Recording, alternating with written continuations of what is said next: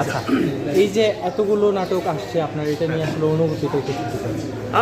অনুভূতি তো সবসময় ভালো লাগে। আচ্ছা, অনুভূতি তো সবসময় ভালো, আলহামদুলিল্লাহ।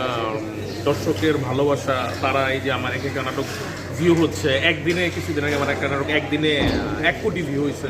তো এটা শুধুই তাদের ভালোবাসা এবং তাদের কি বলবো, তাদের এই ভালোবাসার জন্যই আসলে এত কাজ করা। যতদিন আপনারা জানেন সবাই যে রোজার মাস, সবাই চাই যে রোজা রেখে সবাইকে বাসায় ফ্যামিলিকে সময় দেবো। শুধুমাত্র এত প্রেশার নেওয়া তাদের জন্যই, তাদের ভালোবাসার জন্য, আমার প্রিয় দর্শকদের জন্য।